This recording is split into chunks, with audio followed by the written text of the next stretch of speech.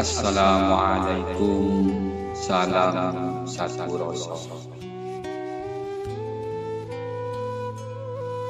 Sebelum kita bersyahadat, terutama di dalam solat, kita dikehendaki menghadirkan dan menyatakan wajah Allah Subhanahu wa Ta'ala terlebih dahulu di dalam hati.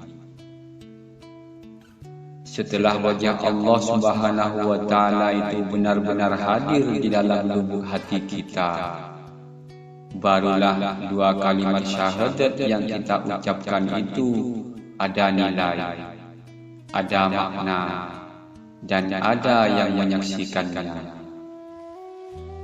Jika Allah Subhanahu wa Ta'ala tidak dapat kita hadirkan, kepada Tuhan mana hendak kita persaksikan syahadat kita?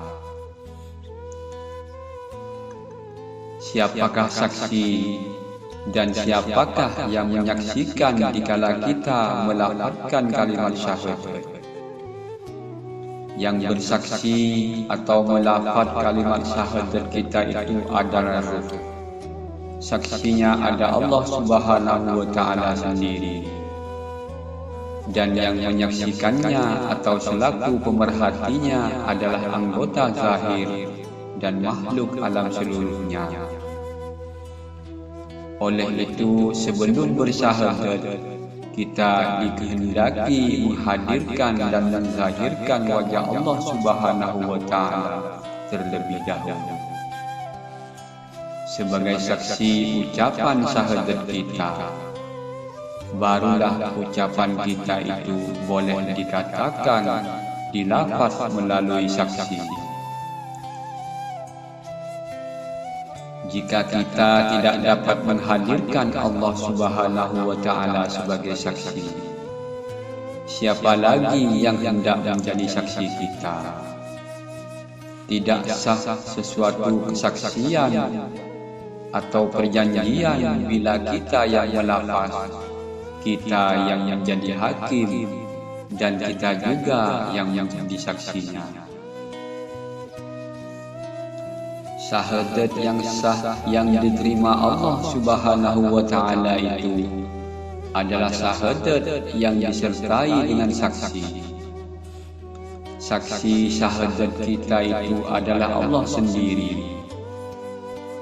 Tidak ada perantaraan dengan yang lain selain Allah Subhanahu wa Ta'ala.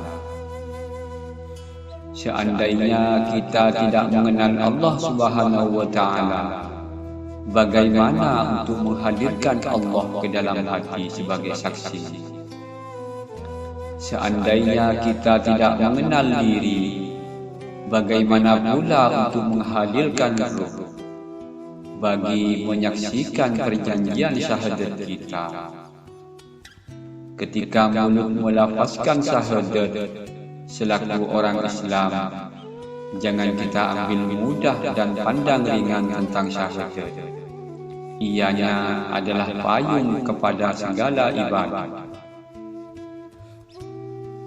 Apabila kedua-duanya tidak dapat kita hadirkan di ketika bersyahadat atau di ketika sembahyang, apalah artinya sebuah kalimat syahadat dan apalah maknanya sebuah ibadah sembahyang? Coba ajukan pertanyaan ini kepada diri kita sendiri. Apakah ucapan kalimat syahadat dan sembahyang kita itu sudah dihadiri oleh wajah Allah Subhanahu wa Ta'ala dan ruh? Jika jawabannya memihak kepada kita, apalah artinya, gunanya, dan nilainya sebuah syahadat atau solat kita itu tanpa kehadiran keduanya? Seandainya kita tidak mengenal Allah Subhanahu wa Ta'ala, kita tidak akan dapat memahami apa artinya sebuah kalimat tauhid, la ilaha illallah.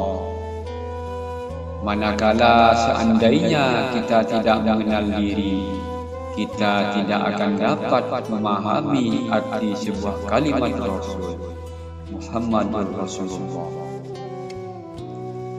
Pokok pangkalnya dalam sembarang ucapan kalimat syahadat yang kita lafazkan itu, ianya memerlukan kepada perkara mengenal Allah Subhanahu wa Ta'ala dan Rasulnya terlebih dahulu.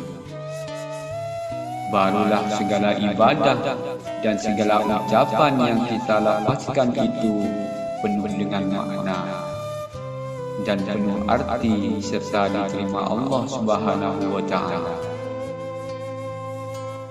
Apabila kita melafazkan ucapan dua kalimat syahadat atau bersolat, hati kita hendaklah terlebih dahulu menghadirkan Allah Subhanahu wa Ta'ala. Setelah Allah itu hadir dengan jelas dan nyata di hati kita, barulah lafaz kita itu dianggap sah dan disertai sekali dengan saksi dan yang menyaksikannya. Barulah syahadat kita itu diperakui benar oleh Allah Subhanahu wa Ta'ala. Ilahi anta maksudi wa ridhoka matlubi a'tini mahabbataka wa ma'rifataka ya dzal jalali wal ikram.